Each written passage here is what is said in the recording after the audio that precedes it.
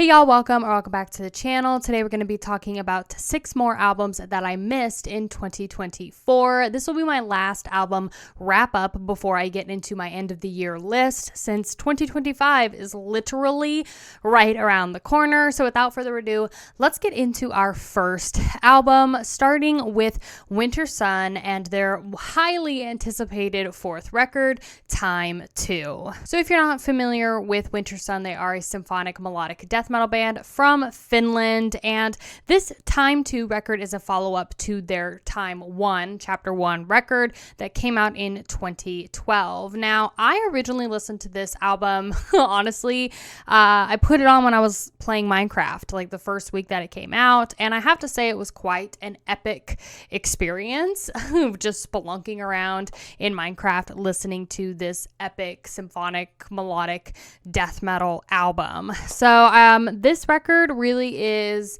adventurous. It is absolutely a beautiful, gorgeous, melodic record. It has everything that you would want from a symphonic melodic death metal band. There's a lot of elements here that are all working together, in my opinion. You've got the layered choral vocals. You have a lot of variety of different acoustic and string instruments. There's a lot of kind of this oriental vibe going on. There's a cherry blossom on the cover. So I think it all kind of makes sense. There might be an overall theme or concept to the record. I honestly didn't look too much into it because I cared more about the music. I'll just be real in that regard. But yeah, I noticed that there was a lot of like oriental instrumentation. So there was like oriental stringed instruments being used, which I really liked that vibe. There's violins, acoustic guitar, as I said, choral vocals. It's a gorgeous, gorgeous record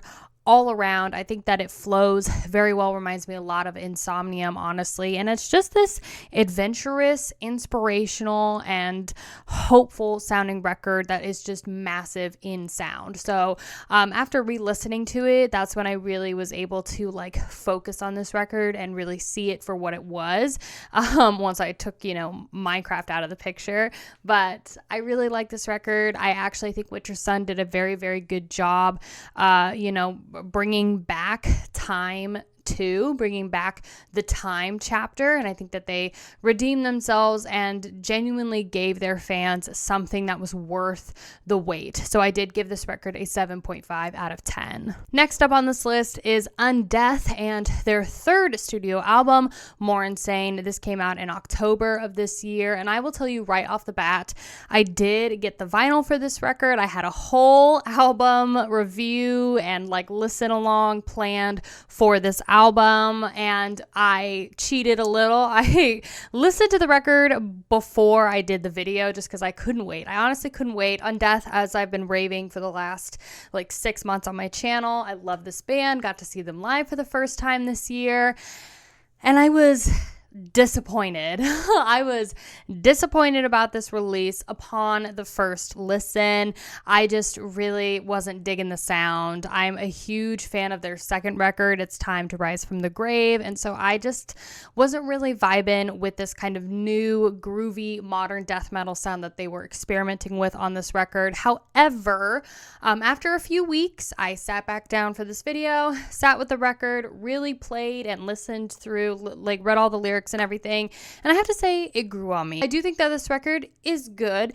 It's not as good as It's Time to Rise from the Grave, but I do think that's a pretty strong album from them. I will say that the single, I don't know what song Undeath played for us when I saw them live, but they did state, they were promoting their album and they played a new song off the record, and it sounded so much heavier live. And so I think that is why I was expecting so much more with this new record, was because the new shit that they were playing sounded much heavier live versus the album. Now, that being said, this album is catchy as hell, girl. Okay, there are some earworms on this record that are just absolutely fire. I mean, there's some catchy choruses, there's some catchy hooks, there's dank ass bridges. I mean, it is a catchy album.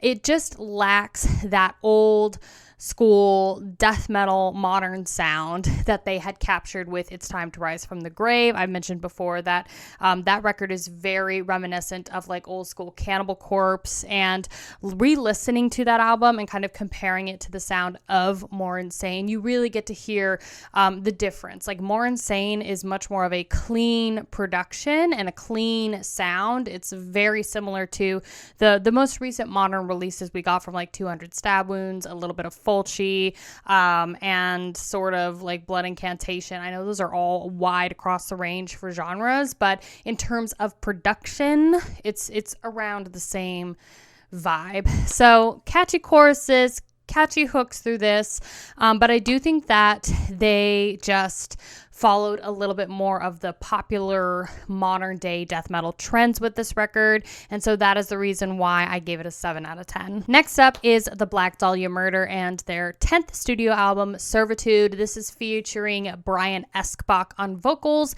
because Trevor Strnad is no longer with us. So this is a massive album for the Black Dahlia Murder, and it was probably the biggest release coming to us in August, and I did prepare a script for a deep dive on this. I still have to listen to their 9th record, which I'm forgetting the name of it right now. It's the green one. I think it's Verminion is what it's called. So that's the last one I have to listen to before I do my inevitable tier list or deep dive or whatever. But anyway, this is a transitional record. There are some split thoughts on this. There's a lot of people that say like, oh, well, you know, I can't listen to it because it doesn't have Trevor, and that's valid. There's also people who are like, oh, Brian's doing a great job carrying the torch, right? And so my personal opinion on this is I think this record is okay / good. I did give it a 6 out of 10. I will say you can tell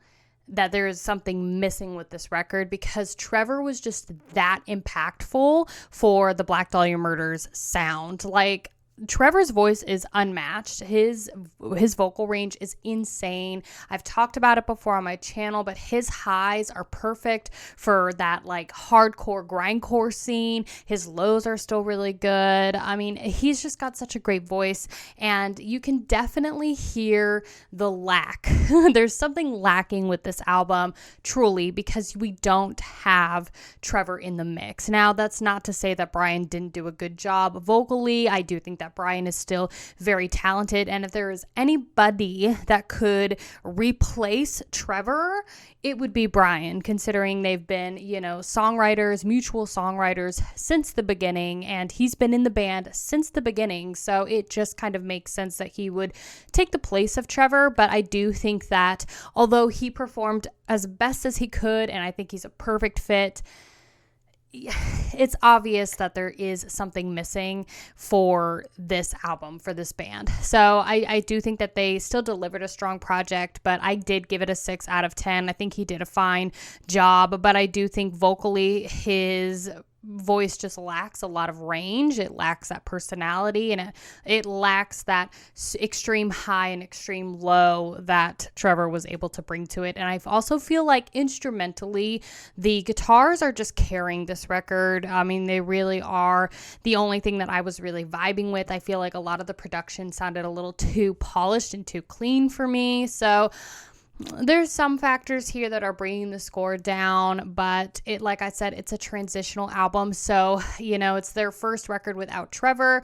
Where are they going to go from here? I really hope that the next album that they create is just an absolute banger, even stronger than this. And I just hope that they continue to, you know, honor Trevor and bring in more brutality and more catchy riffs and just continue to grow. So I did give it a 6 out of 10, but go listen to it yourself and let me know what you think. Number 4 is an album that literally broke the internet, especially after Anthony Fantano had Metal and Coffee talk about it, and that is Ulcerate and Cutting the Throat of God, which came out in June of this year. If you're not familiar with Ulcerate, they are an avant-garde tech death band from the Netherlands. I've never, ever heard this band before.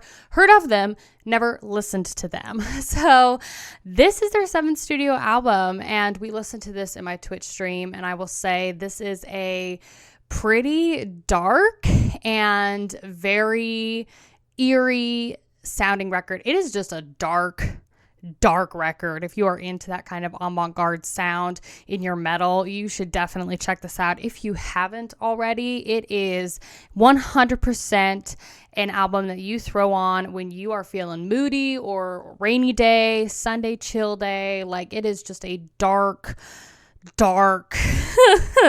depressing, kind of morbid album, but in the best way. It's like, it's supposed to be that way. I mean, you look at the cover and you're like, yeah, that makes sense, but it's very cool.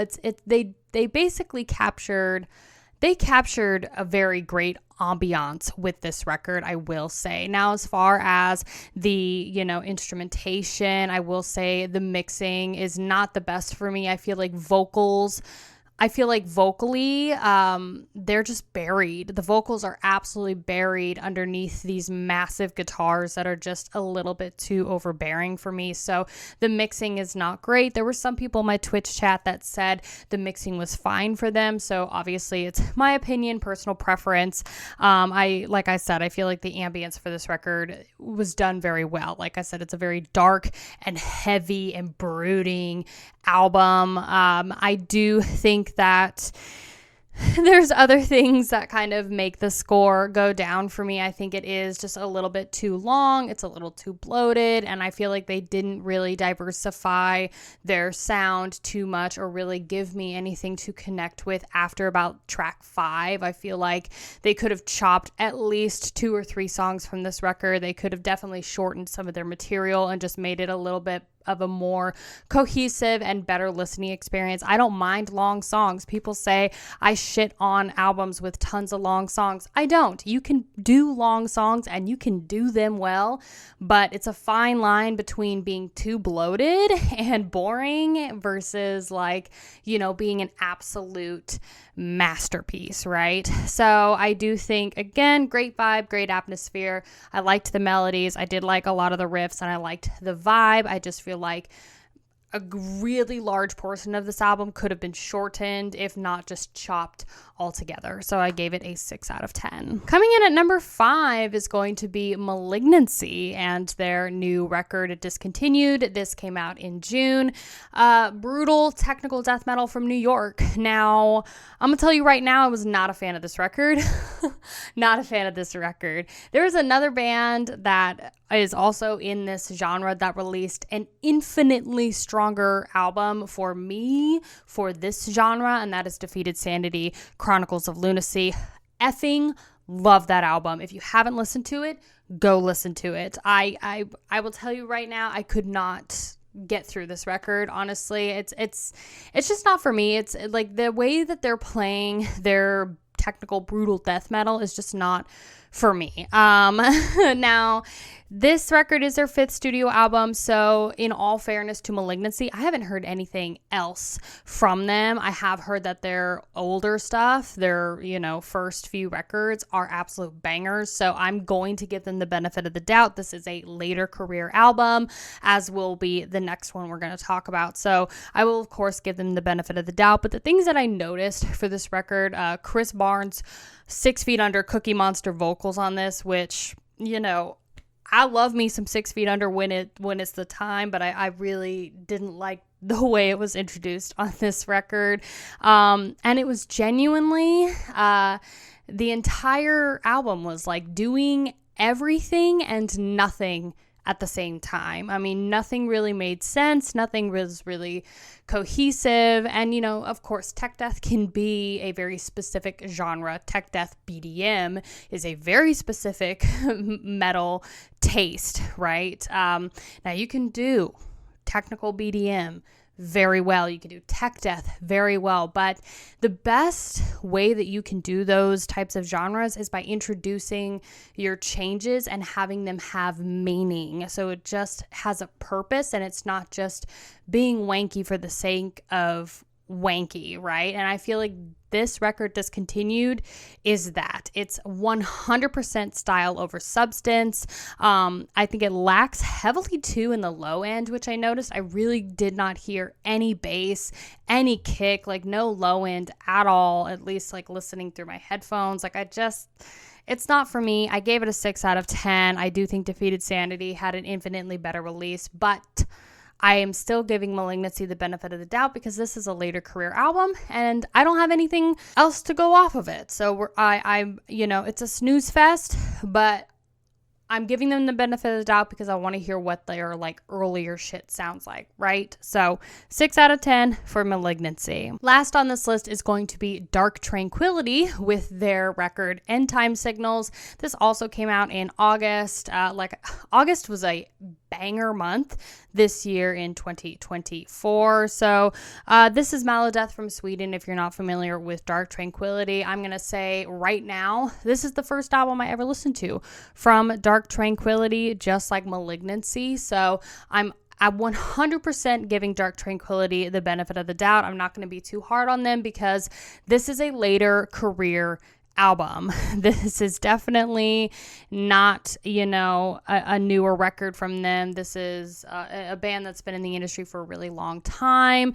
A lot of fans on Metal Storm were complaining about this record being very boring, very lackluster, and I do agree. I do agree. Now, coming from Insomnium as being like, and Children of Bodom as being like my base for melodic death metal, and I guess you could put the Black Dahlia Murder in there too.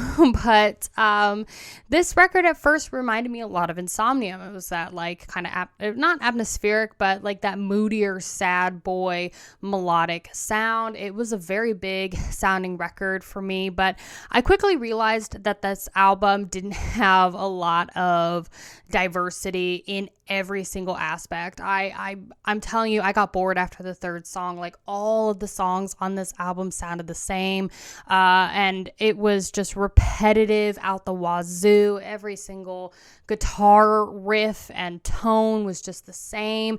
Nothing stood out, and I was bored through about 3/4 of this album, and I was quite surprised by that. So I thought, again, the production was great, a big sound, and it was well balanced. I just wish the instrumentation was better. I do like that the lead vocalist, Michael Stahn, had really great enunciation, and he just had a very grand voice. I mean, his vocals were really great in the songs. So I do think it was just absolutely boring.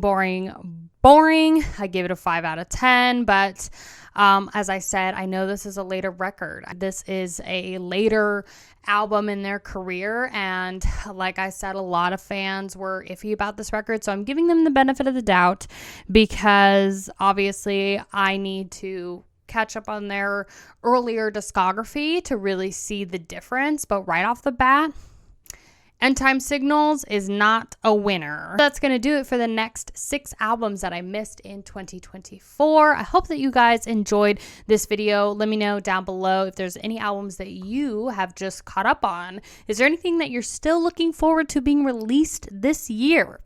Because girl, okay, 2025 is knocking on heaven's door right now. 2024 is about to be buried 6 feet under. So I hope y'all are prepared for the best and worst of 2024 list that's going to be coming out next month in December. And yeah, I appreciate you being here. Have a wonderful rest of your day, and I'll see you soon. Bye, you guys.